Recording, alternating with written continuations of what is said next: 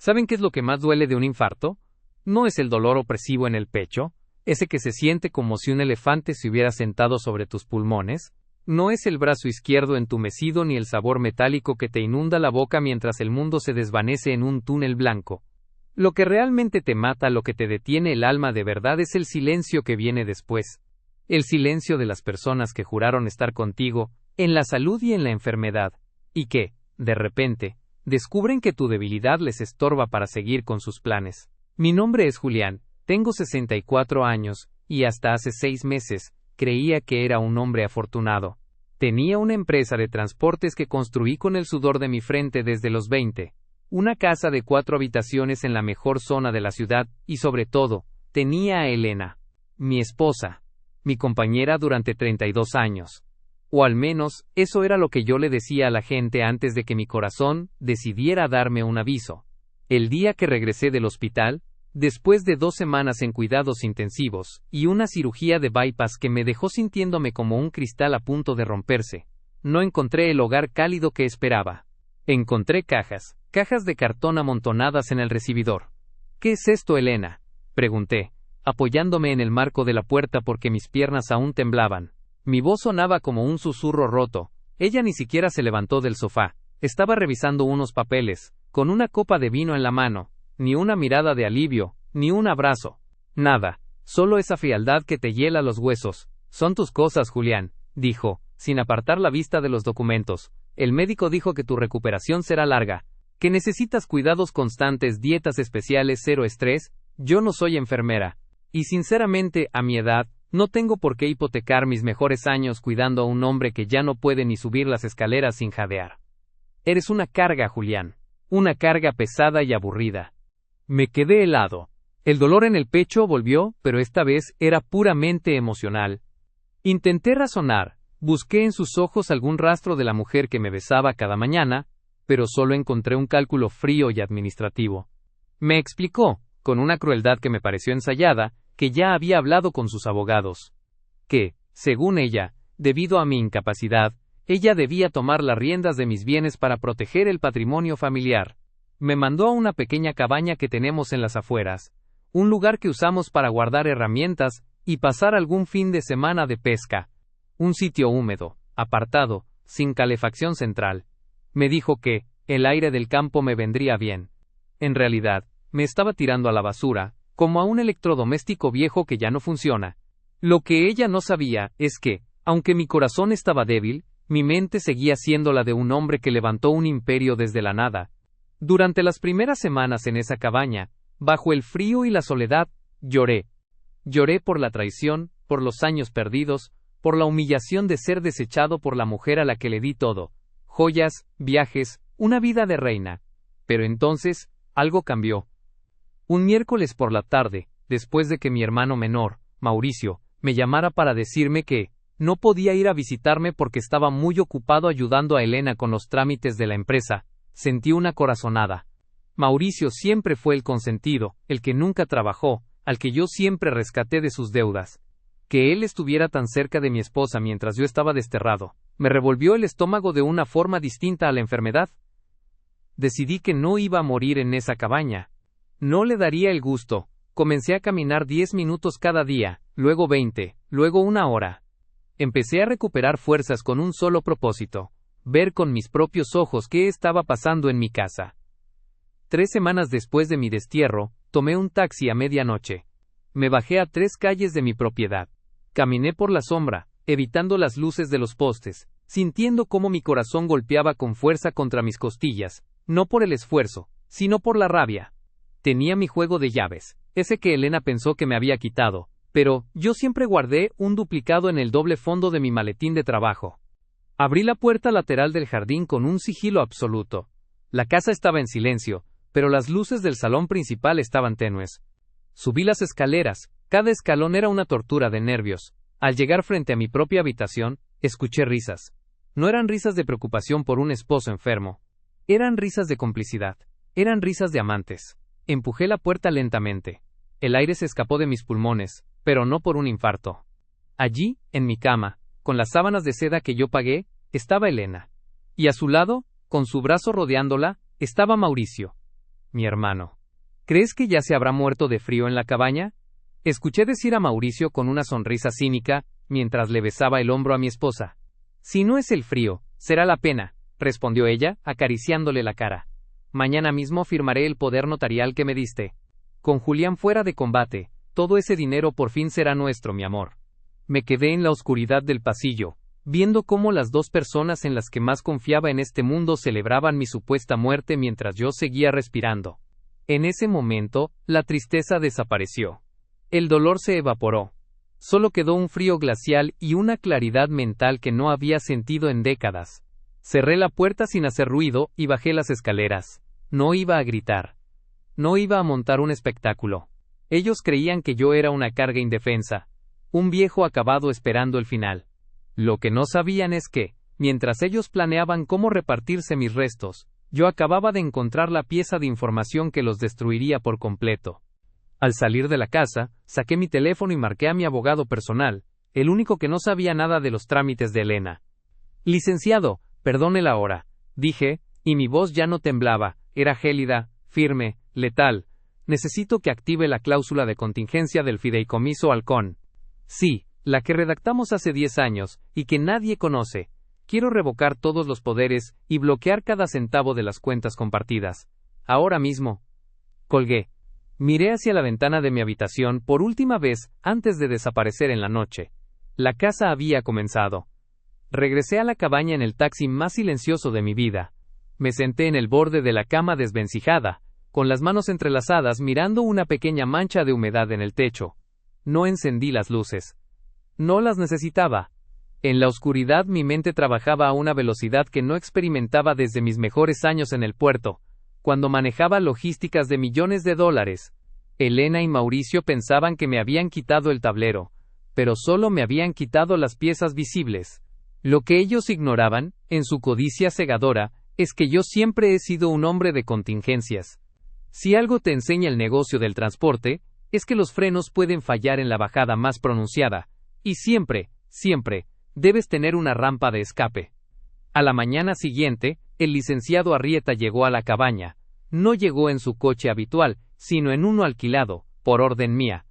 Arrieta ha sido mi sombra legal durante 30 años. Él sabía cosas de mis finanzas que ni mi propia esposa sospechaba. Cuando entró y vio las condiciones en las que me tenían, su rostro se desencajó. Julián, esto es inhumano, dijo, dejando un maletín de cuero sobre la mesa de madera cruda. Podríamos demandar por abandono de persona ahora mismo. Tienes el informe médico, tienes el testimonio del taxi. No, Arrieta, lo interrumpí, levantando una mano. Mi voz era un susurro gélido. Si los demando ahora se pondrán a la defensiva. Contratarán abogados, esconderán activos, se victimizarán ante el juez. No quiero una pelea. Quiero una demolición.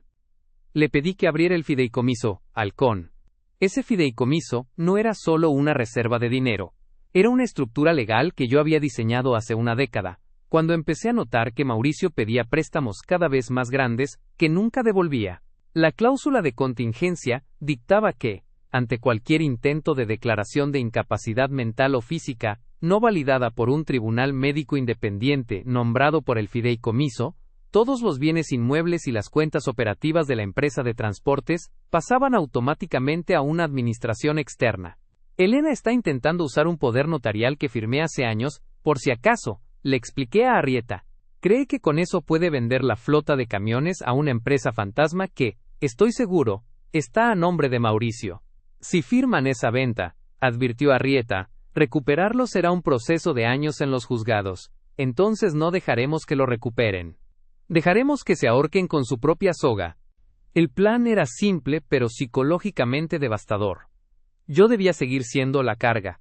Debía fingir que mi salud empeoraba. Durante los siguientes días, envié mensajes de texto a Elena. Mensajes lastimeros, llenos de faltas de ortografía, como si me temblara el pulso. Elena, me falta el aire. No tengo comida. Por favor dile a Mauricio que venga a verme. Ellos respondían con frialdad o peor aún, con un silencio sepulcral. Mauricio me mandó un audio diciendo: hermano, ten paciencia, estamos reorganizando todo para que no tengas que preocuparte por nada. Descansa. Mientras tanto, yo estaba en contacto diario con mi jefe de operaciones en el puerto, un hombre leal, llamado Carmona. Carmona me informó que Mauricio ya estaba merodeando por los depósitos, dándose aires de dueño, revisando los libros contables y prometiendo cambios a los empleados. Déjalo, le dije a Carmona por teléfono. Deja que se sienta el rey. Deja que firme los contratos de mantenimiento con la empresa de sus amigos. Asegúrate de que todas sus decisiones queden registradas en el sistema digital. Lo que mi hermano no sabía es que yo había instalado un software de auditoría en tiempo real meses antes de mi infarto. Cada vez que él borraba una cifra o desviaba un pago, a mí me llegaba una notificación al teléfono en la cabaña. Estaba documentando un fraude corporativo en vivo. Pero la humillación personal aún no terminaba. Elena decidió visitarme una semana después. No vino sola. Trajo a un notario de dudosa reputación, un hombre que parecía más un cobrador de deudas que un oficial de la ley. Entraron en la cabaña sin llamar. Yo me tiré en el sofá, cubriéndome con una manta vieja, fingiendo una respiración agitada y fatigada. Me puse un poco de talco en la cara para parecer más pálido. Julián, ¿qué aspecto tan terrible tienes?, dijo Elena, aunque sus ojos brillaban de satisfacción. El notario está aquí porque necesitamos que firmes la actualización de la fe de vida y un traspaso de gestión total. Es por tu bien, para que no tengas que estresarte con las llamadas del banco. Me puso los papeles delante. Eran documentos que básicamente me despojaban de mi derecho a voz y voto en mi propia compañía. Vi a Mauricio esperando fuera, en el coche, fumando un cigarrillo con una sonrisa de suficiencia. ¿Y si no firmo?, pregunté, con voz quebrada. Si no firmas, amenazó Elena, inclinándose hacia mí con un olor a perfume caro que me dio náuseas. Dejaré de pagar este lugar. Te quedarás en la calle, Julián. Y dudo que tu corazón aguante una noche de invierno en la acera. Firma y te prometo que te enviaré una enfermera. De vez en cuando. Fingí llorar. Me cubrí la cara con las manos, dejando que mis hombros se sacudieran. Fue la actuación de mi vida. Con una mano temblorosa, tomé el bolígrafo, y estampé una firma que parecía la de un hombre a las puertas de la muerte. Gracias, querido, dijo ella arrebatándome el papel. Ahora descansa. Ya no eres responsable de nada. Cuando cerraron la puerta y escuché el motor del coche alejarse, me levanté del sofá. Me lavé la cara. Me erguí y miré mi reflejo en el espejo roto del baño. El hombre débil había muerto. El hombre que firmó ese papel no fue Julián el esposo, sino Julián el estratega. Lo que Elena no leyó, porque el notario estaba en su nómina y no hizo su trabajo, es que esa firma contenía un código de trazado que invalidaba el documento ante cualquier peritaje serio, ya que yo había cambiado legalmente mi rúbrica oficial ante el fideicomiso 3 días antes. Ese papel no era su victoria, era la prueba irrefutable de coacción y fraude que yo necesitaba. Esa noche, Arrieta me llamó. Ya tenemos todo, Julián. El banco ha detectado el intento de movimiento de fondos. En 48 horas, Mauricio intentará vender la sede principal de la empresa. Perfecto, respondí, mirando la oscuridad del bosque. Deja que preparen la fiesta. Deja que crean que mañana serán millonarios. Porque el viernes, cuando se sienten en mi mesa de juntas para celebrar, yo voy a estar allí para servirles la última cena. Colgué el teléfono. El cliffhanger de sus vidas estaba a punto de comenzar. Ellos creían que me habían quitado la casa, la empresa y la dignidad. Lo que no sabían es que yo les había dejado el camino libre, directo hacia un precipicio legal, del que no habría retorno. La agonía de fingir la derrota es un veneno que quema por dentro. Durante los siguientes 3 días, tuve que convertirme en un fantasma. Permanecí en la cabaña, dejando que el buzón de voz se llenara de amenazas veladas de los acreedores que Mauricio estaba dejando de pagar intencionalmente para forzar la quiebra técnica de mi empresa. Cada vez que escuchaba su voz petulante en los mensajes, recordaba la imagen de él en mi cama, y esa rabia era el combustible que mantenía mi corazón latiendo con una fuerza que los médicos no habrían creído posible. El jueves por la mañana, Elena me envió un último mensaje. Mañana a las 10, se firma la venta de la sede central. No intentes llamar, ya no tienes autoridad. Quédate en tu cabaña y agradece que no te denunciamos por mala administración de fondos antes de enfermarte. Era el movimiento que yo esperaba. El descaro de acusarme a mí, el hombre que trabajó 14 horas diarias durante 3 décadas, de mala administración, mientras ellos se preparaban para saquear el cadáver de mi patrimonio.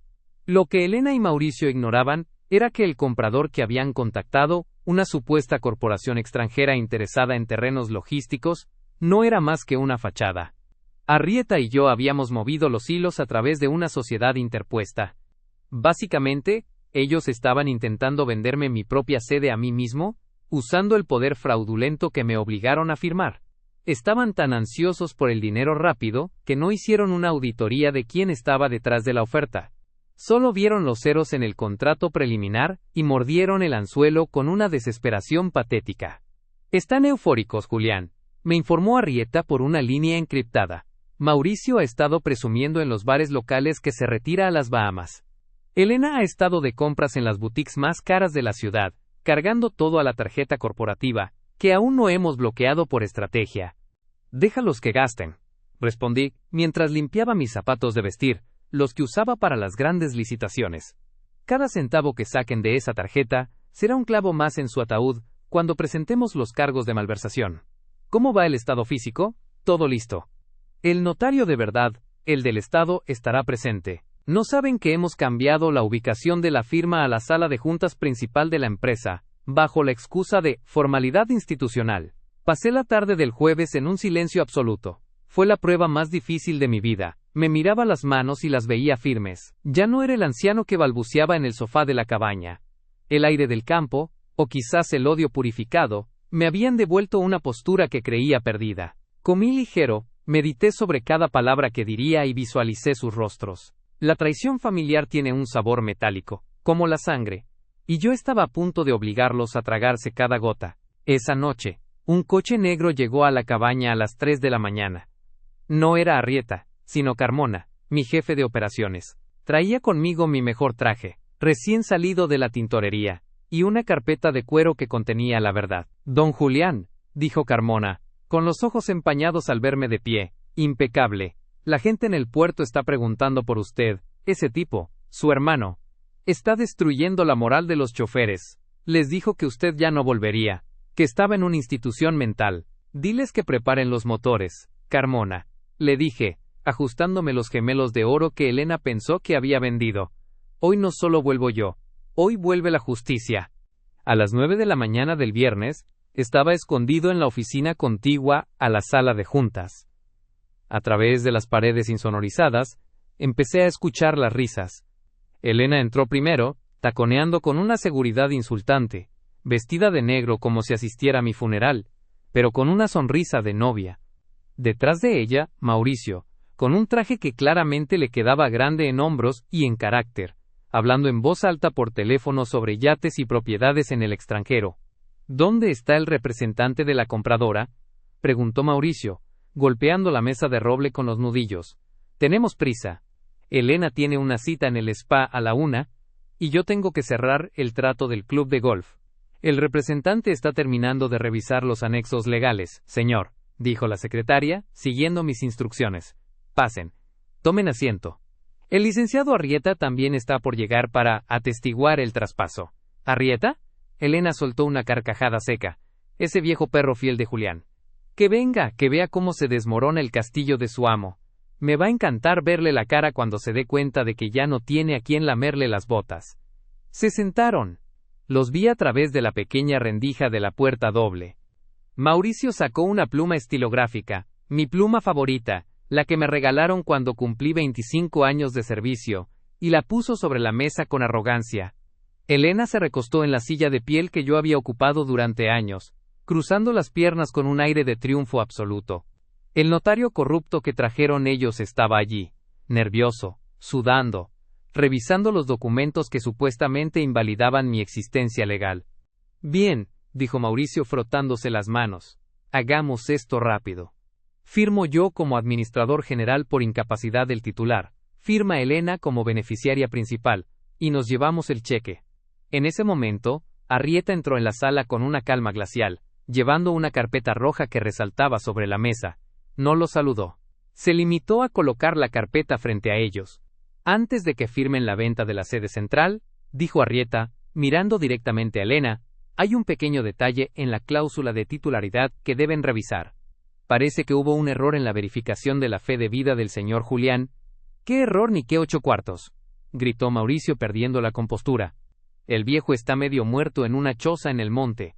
Aquí está el poder firmado por él, debidamente notariado. No pierdas nuestro tiempo, Arrieta. Ese poder, continuó Arrieta, sin inmutarse, ha sido invalidado hace exactamente 48 horas, junto con todas las cuentas que han estado vaciando. Elena se puso de pie, con el rostro rojo de furia. Estás mintiendo. Él no puede hacer nada. Él es una carga. Él ni siquiera puede caminar. Fue entonces cuando puse la mano en el pomo de la puerta. Sentí una descarga de adrenalina que recorrió cada nervio de mi cuerpo. Empujé las puertas dobles con una fuerza que resonó en toda la oficina. El estruendo hizo que ambos saltaran de sus asientos. Entré caminando despacio, con la espalda recta, la mirada fija en los ojos de mi hermano. El silencio que se apoderó de la sala era tan denso que podía cortarse. Elena soltó el bolígrafo, que rodó por la mesa hasta caer al suelo con un clic metálico. Mauricio se puso pálido, de un tono grisáceo que recordaba a la ceniza, mientras sus manos empezaban a temblar visiblemente. Buenos días, dije, y mi voz sonó como un trueno en una cueva. He oído que estaban planeando un viaje. Qué lástima. Porque el único lugar al que van a ir hoy es a la calle. Terminé la frase justo cuando el notario oficial y 2 agentes de seguridad privada entraron detrás de mí. El error clave ya estaba cometido. Habían intentado ejecutar un contrato de venta sobre activos bloqueados por el fideicomiso, lo que constituía un fraude penal flagrante. La reacción de shock total en sus rostros fue el mejor medicamento que mi corazón pudo recibir. El silencio que siguió a mi entrada fue tan absoluto que podía escuchar el zumbido del aire acondicionado. Elena sostenía el borde de la mesa con tanta fuerza que sus nudillos estaban blancos, y Mauricio parecía haber olvidado cómo respirar. Su mandíbula colgaba, floja, mientras sus ojos saltaban de mi rostro al de Arrieta, buscando una explicación que no iba a llegar. ¿Julián?, susurró Elena, y por primera vez en 30 años escuché miedo real en su voz. ¿Tú deberías estar muerto? ¿En el hospital? ¿O quizás consumiéndome en esa choza húmeda que elegiste para mí? Caminé hacia la cabecera de la mesa, la silla que Mauricio ocupaba. Me quedé de pie tras él hasta que, humillado, tuvo que levantarse y apartarse como un perro regañado. Me senté con una parsimonia deliberada. Siento decepcionarte, querida. Pero resulta que el aire del campo es milagroso para la memoria. Me ayudó a recordar exactamente quiénes son ustedes. Mauricio intentó recuperar algo de su bravuconería barata. Se ajustó el saco y dio un paso adelante, señalándome con un dedo tembloroso. Esto es un atropello. Estás enfermo, Julián. No estás en tus cabales. Ese papel que firmaste, el notario aquí presente puede dar fe de que cediste tus derechos. Seguridad, saquen a este hombre. Está teniendo un brote psicótico. Los 2 guardias de seguridad que habían entrado conmigo ni siquiera parpadearon. Se quedaron como estatuas de granito a los lados de la puerta. Tus guardias ya no trabajan aquí, Mauricio, dije, abriendo la carpeta roja que Arrieta me pasó. Y en cuanto a tu notario, miré al hombre sudoroso que los acompañaba. El pobre diablo estaba intentando guardar sus sellos en el maletín. Licenciado, siéntese. Si intenta cruzar esa puerta antes de que terminemos, la policía lo estará esperando afuera por complicidad en falsificación y fraude procesal. El hombre se desplomó en la silla como si le hubieran cortado los hilos. Julián, escúchame. Esto es un malentendido, empezó Elena, cambiando su tono a uno meloso y manipulador, ese que usó durante 3 décadas para sacarme lo que quería. Lo hicimos por tu bien. La empresa estaba a la deriva. Los acreedores presionaban. Queríamos salvar lo que quedaba para que pudieras tener una vejez tranquila. Todo esto, hizo un gesto hacia Mauricio, fue solo una fachada para protegerte. Me eché a reír. Fue una risa seca, sin alegría, que la hizo retroceder. ¿Protegerme? ¿Besándote con mi hermano en mi propia cama mientras yo apenas podía mantenerme en pie? ¿Protegerme llamándome carga y viejo aburrido mientras planeabas venderme la sede central a una empresa fantasma? Saqué una serie de fotografías de alta resolución y las deslicé por la mesa. Eran capturas de las cámaras de seguridad que ellos pensaron haber apagado, pero que Carmona había redirigido a mi servidor privado. En las fotos se les veía a los 2, brindando con mi whisky más caro en mi despacho, riendo sobre los documentos de la venta. En una de ellas, Mauricio sostenía mi pluma de oro como si fuera un trofeo. Esta es la protección de la que hablas, ¿verdad? Continué, mi voz subiendo un tono, volviéndose gélida como el acero. Mauricio, he auditado cada movimiento que hiciste en estas 2 semanas. Has desviado $400,000 a una cuenta en las Islas Caimán, que por cierto, ya ha sido congelada por orden judicial, bajo sospecha de lavado de activos. Elena, has gastado $60,000 en joyas y ropa en una sola semana, con la tarjeta de la empresa. «Es mi dinero», chilló Elena, perdiendo los papeles. «Soy tu esposa. Tengo derecho a la mitad de todo». Corregí. «El contrato prenupcial que firmamos, ese que siempre dijiste que era solo un trámite formal, tiene una cláusula muy específica sobre la infidelidad y el dolo contra el patrimonio conyugal. Al intentar declararme incapaz de forma fraudulenta para saquear la empresa, has violado los términos básicos del acuerdo. A partir de este momento, Elena, no tienes acceso ni a un solo centavo de mis cuentas personales, ni de las corporativas». Mauricio, viendo que el barco se hundía, intentó la última carta del cobarde: la violencia verbal. «No puedes hacernos esto», gritó, golpeando la mesa. «Soy tu hermano, tu única sangre. Sin mí esta empresa no es nada. Te voy a hundir en juicios. Te voy a quitar hasta la respiración». Me levanté despacio. A pesar de mis 64 años y mi corazón remendado, en ese momento me sentía como un gigante. Me acerqué a él hasta que nuestras narices casi se tocaban. Mauricio retrocedió hasta chocar con la pared. «Tú no eres mi sangre», le dije en un susurro que resonó en toda la sala. «Eres un parásito que ha vivido de mis obras toda la vida. Te di educación, te di coches, te pagué las deudas de juego, y me pagaste intentando robarme la vida cuando estaba en el suelo. Pero cometiste un error, hermanito. Pensaste que porque mi corazón falló, mi cabeza también». Miré a Arrieta, quien asintió. «Mauricio», dijo el abogado con voz profesional, «la policía está en camino para interrogarte sobre el desvío de fondos. Y Elena, los cerrajeros están ahora mismo en la casa principal, cambiando todas las cerraduras. Tus pertenencias personales, las que pudimos verificar que compraste con tu propio dinero antes del fraude, serán enviadas a la dirección de tu madre mañana por la mañana». La cara de Elena pasó del rojo al blanco papel. La realidad de verse en la calle, sin el lujo, sin el estatus, sin el hombre que la mantenía, la golpeó de frente. «¿Y ahora qué?», preguntó ella con un hilo de voz. «¿Nos vas a meter a la cárcel?». «Eso lo decidirá un juez», respondí, dándoles la espalda para mirar por el gran ventanal de la oficina, viendo cómo mis camiones empezaban a moverse en el patio inferior bajo las órdenes de Carmona. «Por ahora, solo quiero que salgan de mi vista. Seguridad. Escolten a estos dos fuera del edificio. Y si alguno de ellos intenta llevarse, aunque sea un clip de esta oficina, llamen a la patrulla que espera en la esquina». Mauricio intentó decir algo más, pero un guardia le puso una mano pesada en el hombro. Elena empezó a sollozar, un llanto falso y desesperado que ya no me producía nada. Ni odio ni lástima, solo una profunda sensación de alivio. Mientras los sacaban de la sala de juntas, Mauricio se giró una última vez, con los ojos llenos de puro veneno. «Esto no se ha acabado, Julián. ¿Me las vas a pagar?» «No, Mauricio», dije sin mirarlo. «Ya las pagaste. Solo que todavía no te has dado cuenta de que estás en la quiebra absoluta». La puerta se cerró tras ellos, dejando la sala en un silencio sepulcral. Me senté de nuevo en mi silla, cerré los ojos y respiré hondo. Por primera vez en meses, mi pecho no se sentía oprimido. La traición había sido expuesta, y el caos apenas comenzaba para ellos, pero para mí, el aire por fin volvía a ser puro. Escuchar el eco de sus gritos desvaneciéndose por el pasillo fue la mejor terapia que mi corazón pudo recibir. Me quedé solo en la sala de juntas con Arrieta. El silencio que siguió no era el silencio vacío de la cabaña, era el silencio de un campo de batalla cuando el humo empieza a disiparse y te das cuenta de que sigues en pie.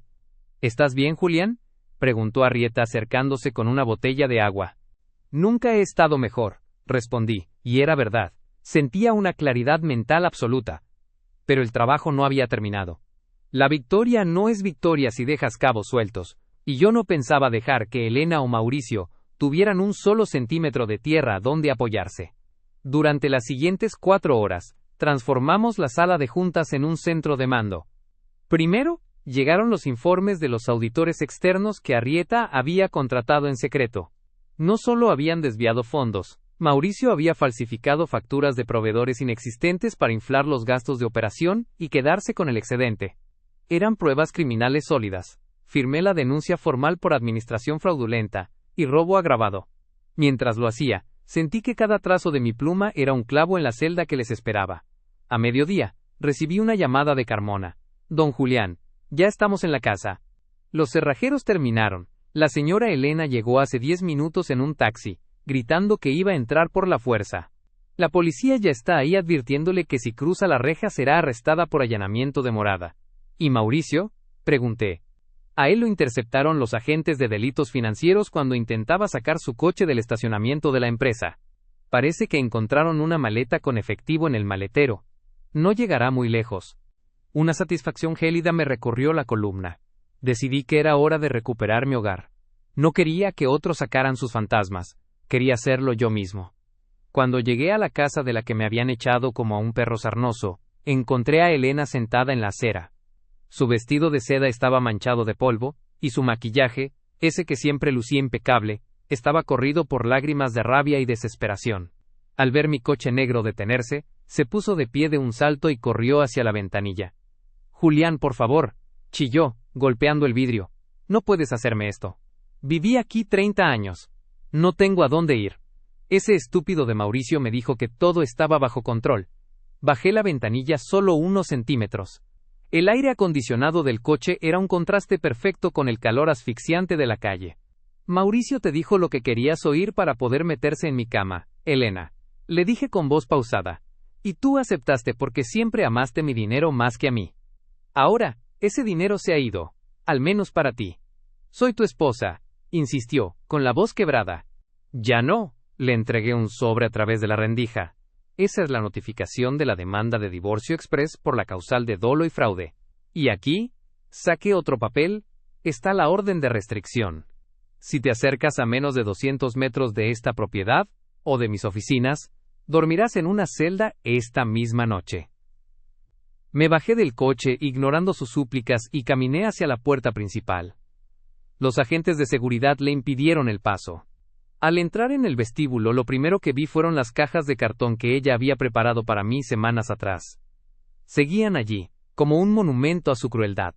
«Saquen estas cajas», ordené a los empleados de la mudanza que me seguían. «Y todo lo que pertenezca a la señora Elena y al señor Mauricio, pónganlo en bolsas de basura negras. No quiero ver nada que me recuerde su presencia en esta casa para cuando anochezca». Subí a mi habitación, el lugar donde descubrí la traición. El aire aún olía al perfume de ella y al tabaco de él. Abrí las ventanas de par en par, dejando que el viento barriera la toxicidad. Me senté en el borde de la cama y llamé a mi médico de cabecera. «Doctor, es Julián. Quería decirle que mis niveles de presión están perfectos. Mi corazón por fin está latiendo a su propio ritmo». Esa tarde, recibí la confirmación final de Arrieta. El juez había aceptado las medidas cautelares. Mauricio estaba bajo custodia preventiva, y Elena había tenido que pedirle a una amiga que la recogiera de la calle, ya que todas sus tarjetas habían sido dadas de baja. No tenía nada. Ni el apoyo de la familia, a quienes yo ya había enviado las pruebas de su traición, ni el dinero que pensaban heredar en vida.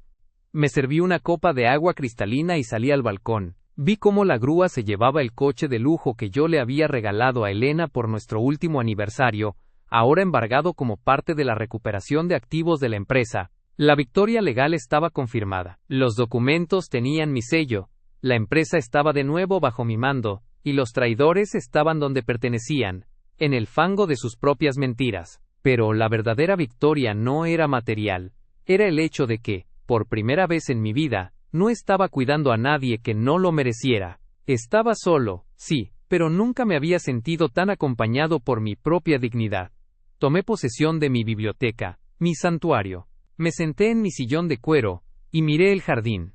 La justicia kármica no es rápida, pero cuando llega, es absoluta. Ellos pensaron que yo era el final de una historia triste, pero solo eran el prólogo necesario para mi libertad. Han pasado 6 meses desde aquella mañana en la sala de juntas, y si algo he aprendido en este tiempo, es que el silencio no siempre es soledad.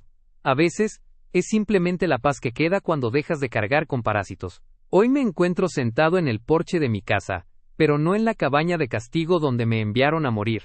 Estoy en mi hogar, el que construí con décadas de esfuerzo. El jardín está más verde que nunca, y el aire que respiro ya no tiene el rastro amargo de la mentira. A menudo me preguntan si no me siento solo en una casa tan grande, y mi respuesta siempre es la misma. Prefiero 1000 veces una casa vacía que una llena de gente que espera que deje de respirar, para repartirse los muebles. El destino de los traidores fue tan gris como sus intenciones. Mauricio, mi querido hermano, no pudo sostener su fachada de éxito ni un solo día frente a la fiscalía. Resultó que sus deudas de juego eran mucho más profundas de lo que yo sospechaba, y al cortarle el flujo de mi dinero, sus acreedores, gente mucho más peligrosa que yo, empezaron a tocar a su puerta. Actualmente, cumple una condena de 3 años por administración fraudulenta y falsificación de documentos. Me han dicho que en prisión no es el rey que pretendía ser en mi empresa. Allí es solo un número más. Un hombre que descubrió por las malas que la sangre no te da derecho a robar lo que no trabajaste. En cuanto a Elena, la caída fue quizás más lenta, pero igual de dolorosa. Intentó contrademandar, intentó vender su historia a los amigos comunes diciendo que yo la había maltratado, pero nadie le creyó. Las pruebas de su romance con Mauricio circularon por nuestro círculo social como la pólvora. Se encontró con que las puertas de los clubes y las boutiques se cerraban a su paso. Sin mi apellido, y sobre todo sin mi chequera, sus amigas desaparecieron. La última vez que supe de ella, vivía en un pequeño apartamento alquilado en las afueras, trabajando como recepcionista en una clínica. A veces me pregunto si, cuando ve a pacientes de mi edad entrar por la puerta, siente aunque sea un asomo de remordimiento por lo que intentó hacerme. Pero luego recuerdo su mirada de hielo, y entiendo que la gente como ella no siente culpa, solo siente el dolor de haber sido descubierta. Mi empresa de transportes está en su mejor momento. Carmona, mi leal jefe de operaciones, es ahora mi socio minoritario. He implementado programas de salud para todos mis empleados. No quiero que nadie pase por lo que yo pasé sin tener una red de seguridad. Curiosamente, mi corazón está más fuerte que antes. Los médicos dicen que mi recuperación fue milagrosa, pero yo sé la verdad. El estrés de vivir con el enemigo es lo que me estaba matando. Al sacar el veneno de mi vida, mi cuerpo simplemente recordó cómo sanar. A veces, por las noches, me sirvo una copa del mismo whisky que ellos se bebieron celebrando mi derrota. Brindo por mí, brindo por el hombre que no se rindió, miro hacia atrás y ya no siento rabia. La rabia es una carga pesada, y yo ya he cargado suficiente. Lo que siento es una satisfacción profunda y serena. La justicia kármica no se trata solo de que los malos paguen. Se trata de que los buenos recuperen el valor de su propia vida. He aprendido que la familia no es un contrato de sangre, sino un pacto de respeto y lealtad. Y que nunca se es demasiado viejo para poner límites, ni demasiado débil para luchar por lo que es justo. Ellos pensaron que mi infarto era el punto final de mi libro, pero solo era el cierre de un capítulo mediocre para dar paso a la parte más brillante de mi historia. A ti, que me escuchas, tal vez estés pasando por una traición. Tal vez sientas que el mundo se te viene encima, y que aquellos en quienes confías te están dando la espalda en tu momento más vulnerable. Escúchame bien. No te rindas. El dolor es temporal, pero la victoria moral es eterna. Mantén la cabeza fría, documenta cada golpe, y espera tu momento. Porque no hay nada más letal en este mundo que un hombre o una mujer que ya no tiene nada que perder porque ya se lo quitaron todo, excepto su inteligencia y su dignidad. Hoy me levanto cada mañana con un propósito. Camino por el puerto, escucho el rugido de mis camiones, y sé que cada centavo de mi fortuna está protegido para quienes realmente lo merecen. La vida me dio una segunda oportunidad, y no pienso desperdiciarla mirando hacia atrás. El pasado está en la cárcel o en el olvido. Mi presente es mío. Mi futuro es brillante. Y mi victoria es absoluta. Porque al final del día, la mejor venganza no es el odio. La mejor venganza es vivir bien, prosperar y ver, desde la cima de tu integridad, cómo el tiempo pone a cada traidor en el lugar que ellos mismos cavaron. Soy Julián, y esta fue la historia de cómo regresé de la muerte para reclamar lo que siempre fue mío. Y créeme, nunca me he sentido tan vivo.